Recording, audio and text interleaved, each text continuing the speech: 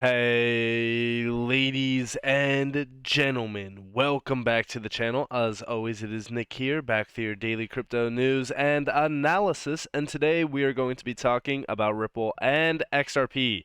Let's just dive in, and let's first start off with this tweet here, posted by King Valix over on Twitter. So, as we have been watching Russia expand rapidly with China and the BRICS nations, this was a very interesting article that I seen posted by the Digital Pound Foundation, and we do see a group of Russian lawmakers led by the chairman of the Financial Market Committee, Anatoly Aksakov, have submitted draft legislation on the digital ruble, the central bank digital currency minted by Russia's Monetary Authority. 2023 is ready. That's right. We're only about 3 days in, and we're already seeing major developments around central bank digital currencies by no other than Russia, which has been a major leader in gold accumulation, as well as shifting towards a de-dollarization financial system with the likes of China and the BRICS nations. This is very interesting. And we do see over here bill on digital ruble submitted to Russian parliament. A group of Russian lawmakers have submitted a draft legislation on the digital ruble, the central bank digital currency minted by Russia's monetary authority. The document suggests legislative changes meant to create the conditions for its introduction. This is very interesting, and we do see that it's going to be and the state with access to fast, convenient, and low-cost money transfers. This is the big thing. It's changing the entire payment infrastructure of Russia. The proposal aims to amend several existing laws, such as the law on the national payment system, to which the members of Duma want to add definitions pertaining to the CBDC. The new provisions assign to the Bank of Russia the role of sole operator of the CBDC platform. They also established the procedures for opening wallets for the digital ruble and accessing its platform.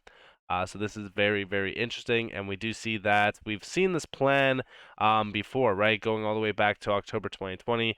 This was their concept. It got finalized on December 2021. The pilot phase was initiated in January of this year, well, 2022. And then now in May, the Monetary Authority said it plans to start tests with real transactions and customers in April of this year. Incredible to see. And we do see that the regulator said it's accelerating the schedule for the project, aiming for a full launch in 2024. Over a dozen Russian banks and other financial institutions are currently participating in the trials. I want you guys to realize what is happening. The US dollar systems that have been utilized as financial weapons has pushed these major nations into developing and testing and launching CBDCs, and this is moving very, very fast. And also, another crazy development from Russia. This is Russia's largest bank. They announced gold-backed crypto coins have now been issued in Russia. Got the XRP crypto wolf for this, but we do see over here breaking gold-backed crypto coins have been issued in Russia. Sberbank just announced that it has issued gold-backed digital assets on its own blockchain. Very, very interesting. And we do see the recent Russian law called on digital financial assets was the law that enabled companies to start tokenizing different financial assets like gold. Russia has created a digital asset backed in gold on the Stellar blockchain. And we do see down here, Bitcoin.com reports, we were attracted by the new digital format for gold, and we decided to try a new way to diversify the company's balance sheet. We think that a new format of investment is precious metals can find its niche in the market. The deal demonstrates interest from the market and the real sector in a new instrument that can become a good alternative to investments within the de-dollarization of the economy. Pressed by sanctions over the war in Ukraine, Russia has been preparing to broaden its legal frameworks for DFAs to also cover decentralized cryptocurrencies. While there is general consensus among regulators in Moscow against the free circulation of Bitcoin in the country, the government is considering legalizing crypto payments in international settlements. So this is very, very interesting. We are starting to see a large portion of what we discuss on this channel coming true. We're starting to see gold-backed digital financial assets launching over in Russia. We see them moving towards a de-dollarization system and moving towards a de-dollarization economy, and things are rapidly shifting towards, again, crypto and DLT over in Russia. Very, very interesting. And then we also seen another post from the Digital Pound Foundation. This one was really kind of spotlighting CBDCs in general. So we do see, this is from the OMFIF, as the growing number of countries wrestle with regulations for digital assets, economies are increasingly welcoming digital strategies into their financial system. This includes CBDCs and it extends to other digital financial tools. And we do see over here, despite crypto crash, financial institutions are cautiously wading into digital assets. And this got posted on December 30th. So we do see that this is going to be the year remembered as one of the reckoning for digital assets. We also see after years of slushy and speculative asset price growth and spread of numerous junk cryptocurrencies with, at best, dubious value, the rapid collapse of the crypto world is something many economists have had expected for a long time. Now, we do see a few things down here. So one, a key story in OMFIF's 2022 reports show that financial institutions have been reconciling a general wariness of many products in the digital asset space alongside a clear recognition of the benefits of digital assets for their goals, including stamping out illicit markets, improved financial inclusion, and introducing more efficient payment systems. Such benefits appear to be particularly pronounced among developing countries. Yeah, I do think that when we really kind of look at digital assets and how they are being perceived, I think that they're being perceived a little bit oddly. What I mean by that is I don't think that they're really seeing the true value behind a lot of these assets. Sure, I think that a few of them they are seeing some developments happening. For example, however, in our digital assets future of payments in Africa financial markets report, survey respondents and interviewees expressed optimism about the potential for digital assets to improve the mainstream financial system, including through a central bank digital currency. So they're mainly trying to push for CBDCs outside of the norm of just utilizing cryptocurrencies. That's what they really want. They want to utilize these CBDCs because it allows for control on private DLTs, which I told you guys, like, this is what we'll mainly see, right? We'll see CBDCs issued on private ledgers so that the central banks could control them. They want control of these currencies. And we actually do see down here that 2/3 of central banks expect to issue a CBDC within 10 years. When do you expect to issue a central bank digital currency? Share of respondents percentage within 1 to 2 years. This is about almost 25 within 3 to 5 years, about 10 or so within 6 to 10 years, about 30, 10 plus years, 0. We do not expect to issue a digital currency. It's about 35 of them. And we do see down here, this is like 35%, not 35 banks. But we do see down here that this year we noted developments in digital assets and financial technology beyond cryptocurrency and CBDCs. Our work in Africa Financial Markets Report underscores some of the other digital tools countries are deploying to strengthen and digitize their financial systems. And this is talking more so about these digital payment switches, as well as stable coins and stuff like that. But I do think that at the end of the day, we are seeing developments arise around the next major push within central bank digital currencies and DLT itself. I mean, even if you go over here to the Digital Pound Foundation's website, their homepage, and you scroll down to, I believe it wasn't their work. I think it was under industry news. And if you go here, you can see a lot of the discussions around central bank digital currencies. Turkey just recently started to test run CBDCs. Bank of England, they had 20 applications to develop a CBDC wallet prototype.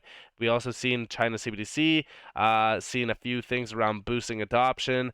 And then there was so much more. And I also loved this article on adoption around stablecoins. Like we've seen over $7 trillion settled with stablecoins in 2022 is absolutely insane.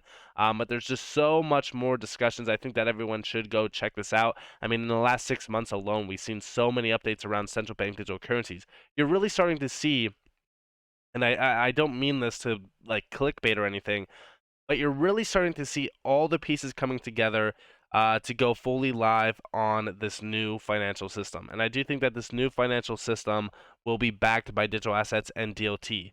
And also, I do want to, really kind of talk about this discussion as well around Ripple and Ripple users. We actually do see from Wrath of Kahneman, the UN Capital Dev Fund is building a handbook on the implementation of interoperable payments schemes led by governments, central banks, or regional economic communities. They're asking for experience of countries with Ripple and Ripple users for cost analysis. From experience of different countries, especially those where FSPs have integrated with global payment networks and international hubs such as Ripple MFS Africa, which MFS Africa is a partner of Ripple's.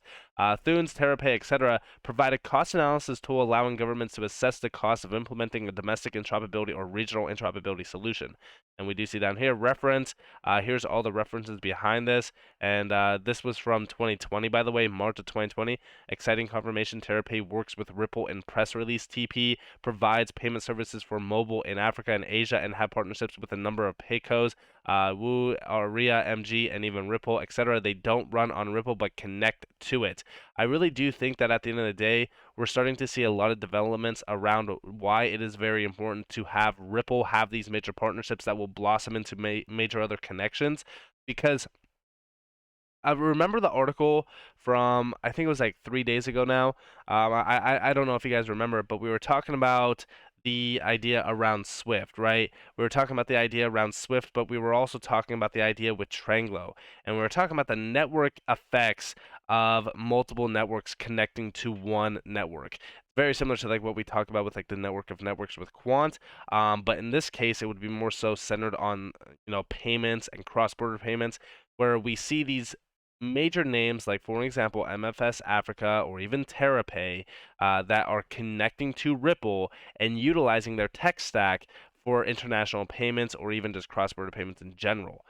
This would be a significant network effect that would connect not only RippleNet to, we'll say, like one name, but it will domino effect into multiple of other names. Like, for example, even with Tranglo. Tranglo is a perfect example of this because although, yes, Tranglo is utilizing on-demand liquidity, it's expanding to all of their major partnerships as well. And I've actually talked about this with Tranglo in a video recently.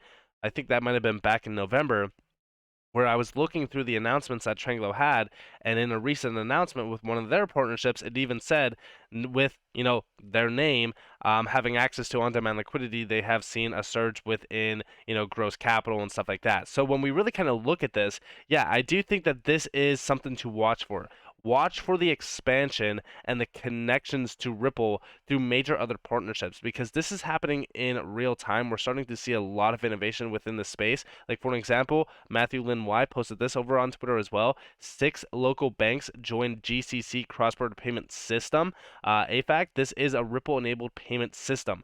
This is a system that has direct exposure and connection to RippleNet, which, again, in my opinion, I do believe that these 6 local banks will be sourcing capital, maybe even liquidity, right? And also utilizing this cross-border payment system to settle those transactions in a fast time frame, in a low cost value-wise as well. And I think that this is what we should be watching for, the domino effects and the connections being made through Ripple, because this is going to be a significant network effect where you have, we'll say, we'll just utilize Swift, because Swift is a perfect example because we already know the statistics behind it. 11,000 plus financial institutions and an immediate connection to RippleNet, right? So imagine if Swift was like, okay, let's make a deal to utilize RippleNet with on-demand liquidity, and we'll have an immediate plug and play with 11,000 plus financial institutions that will be transacting immediately over the Ripple network. Imagine how large of a network effect that would actually cause. It would be an institutional grade network effect, and it would be such a massive one that I don't think people really realize the amount of volume and value that will be transacted over that one network of networks. That's a huge opportunity. And again, this is something to look forward to around like major banking entities too. It's not just Swift. Like, I know that we always look at Swift and we're like, okay, yeah, Swift is a huge one. Like, we need Swift. No. Swift accommodates for about, like, I think 25%, I think they said, financial institutions. There's so much more room to grow, and there's so many other major connections that Ripple needs to make.